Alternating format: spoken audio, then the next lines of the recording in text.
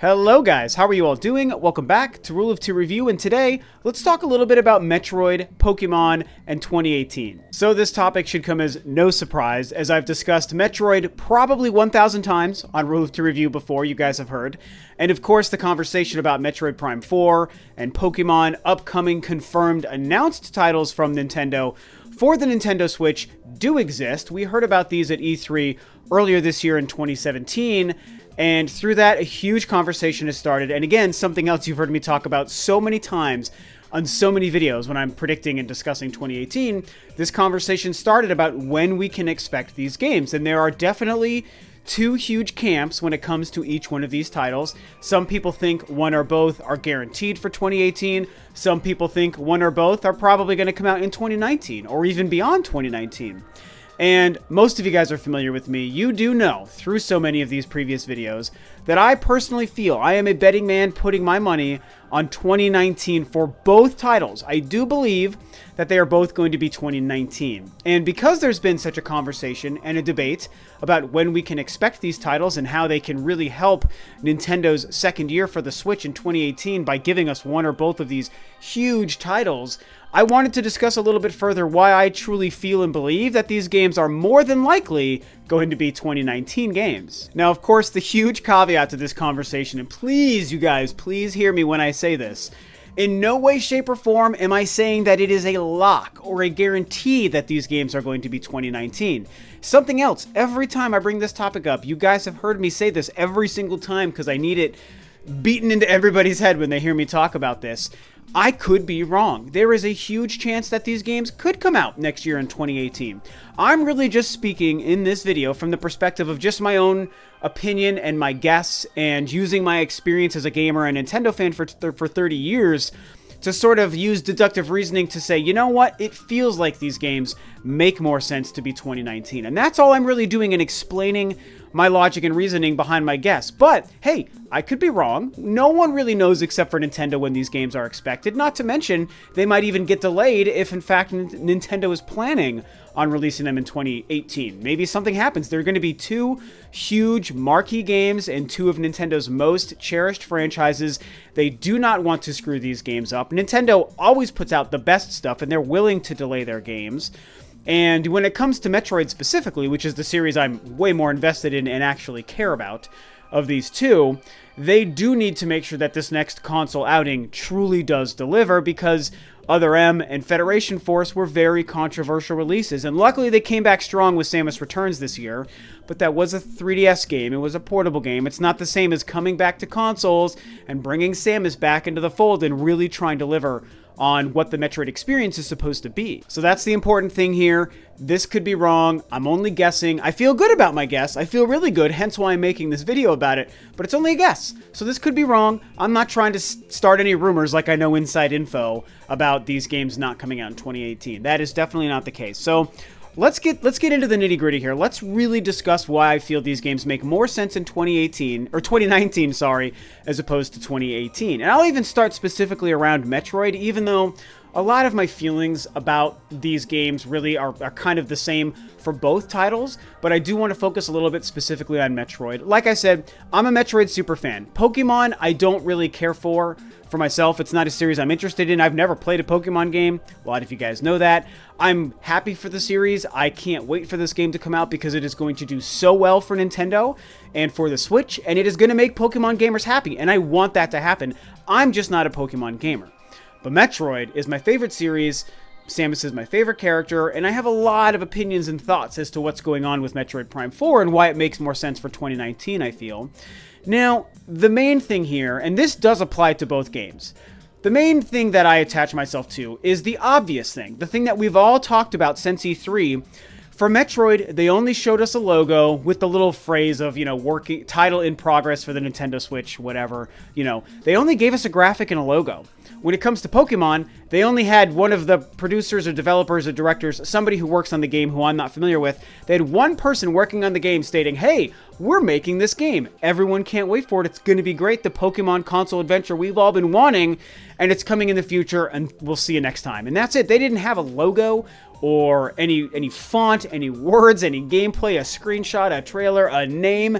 They had nothing. They just said a Pokemon game is coming sometime down the road. So I'm not going to lie, guys. You know, I think that some people might look at these instances and look a little bit below the surface and say, oh, they're only trying to trick us. They didn't want to pull the curtain back yet, but I bet these games are way farther along than they seem. And so maybe they're actually going to be ready to unveil soon and then release them in 2018. And yes, that could be true. However, I'm someone who looks at these two instances and I'm kind of taking them at face value. And in doing so, I feel like that they only gave us a logo for Metroid Prime 4 because the game is very early in development. And they had nothing to show us from Pokemon other than someone telling us the game exists because the game is very early in development, which to me probably puts these games 2 years out or so. So I feel like they were announced early 2017, so that's why I feel like they're going to make sense sometime in 2019. That gives them about 2 years. So I'm sure that some stuff had already been planned by the time E3 rolled around. There probably was early concept art, early meetings and storyboards and things getting put together as far as ideas for stories and concepts and gameplay designs across the board for both titles, sure, but probably just those early steps by the time E3 happened. So that's kind of my perspective there, and the first jumping off point for why I think these games are probably not 2018. I'm taking those instances at E3 at face value, you guys, and for those of you who don't, and you want to look a little bit deeper into it, let's just hope that you guys are right, because I would love to have these games come out next year. But for me, it all starts and stops really with those two things, man. They only had a logo, and they only had a person talking to us about Pokemon. Now, if I want to get a little bit deeper into these two titles beyond just the face value of E3, I go back to Metroid, and I think about what I think Nintendo needs to and wants to do with Metroid. And Metroid is probably the trickier of the two, because Metroid is one of their biggest and most successful and most lauded franchises, absolutely.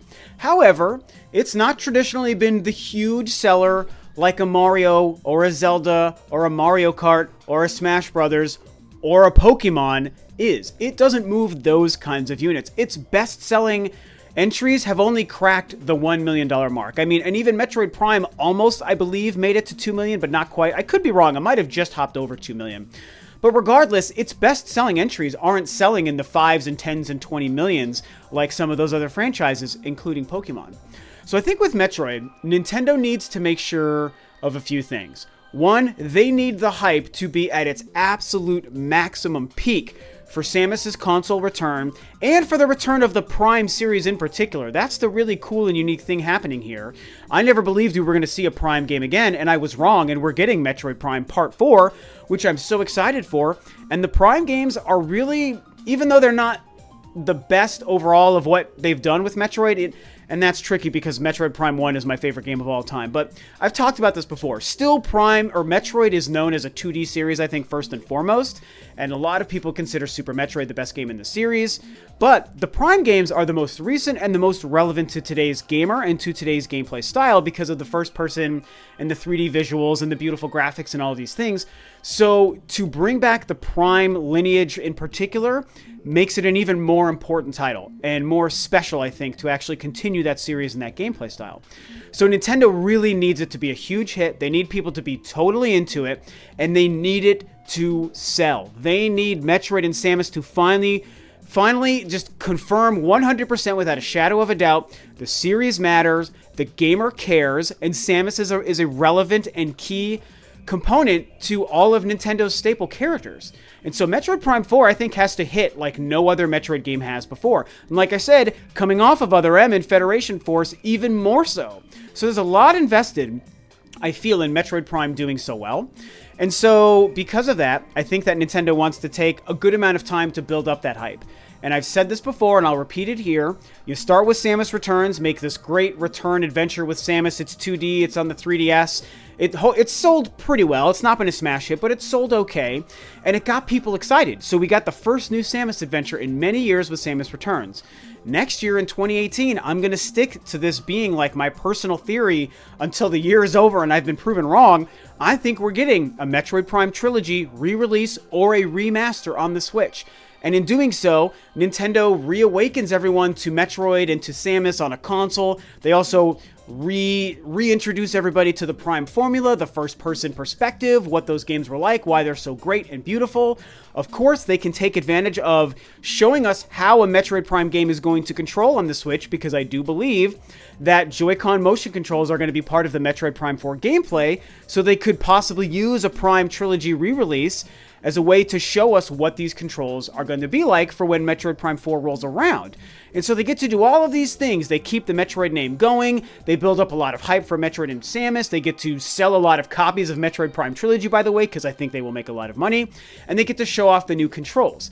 And they get to give a whole nother year of hype building for Metroid and for Samus leading into my assumed release of 2019 for Metroid Prime 4.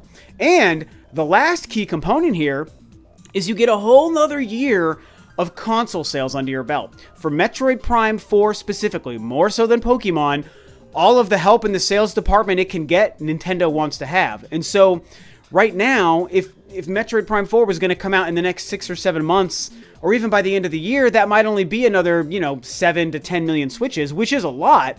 But imagine if we get even more time into 2019. There could be 30 million Switches in people's homes by the time Metroid Prime 4 lands, which means that many more people will have Switches to go and buy the brand new Metroid Game 4, and it can only be better for the chances of the success of Metroid Prime 4, which, like I said, more than Pokemon, I think needs to be the most hugest, insane, crazy, mammoth hit that any Metroid game has ever been before. So that's really the crux of it when it comes to Metroid. It's the fact that we only got that logo at E3 this year, and it's the fact that I think Nintendo wants to give another year or 2 years time to build hype, release the Metroid Prime trilogy, and more than anything, have absolutely as many Switches out in the world as they could possibly have, because the more Switches equals the more opportunity to sell more copies of your game. And they need Metroid to be a huge hit, and we need Metroid to be a huge hit. I need it to be a hit. This needs to be the best so that Nintendo understands never, ever, ever give us a Metroid drought ever again. That is not okay. And we, the gamer and the Nintendo fan and the Metroid fan, can show Nintendo once and for all that we don't want those Metroid droughts. This series and this character matters, and you need to keep it on a regular rotation, just like Mario, Mario Kart, Zelda, and everything else. It has to happen, and so Metroid Prime 4 has to land for those reasons. Now, moving to Pokemon, a little bit trickier because, like I've already said, I'm just not a Pokemon guy, so I don't have enough experience really with the series, any experience other than just being a Nintendo fan and having a YouTube channel and watching the series play out. So it's harder for me to predict really what Nintendo's typical game plan is, but I'm going to borrow a little bit from my theories with Metroid Prime 4 and apply it to Pokemon. So again, I did already mention we had the one developer from Pokemon at E3, just him on screen saying the game is coming and we'll tell you about it soon. So right off the bat, that lets us know there's probably nothing to really show for Pokemon. It's early in development, I think.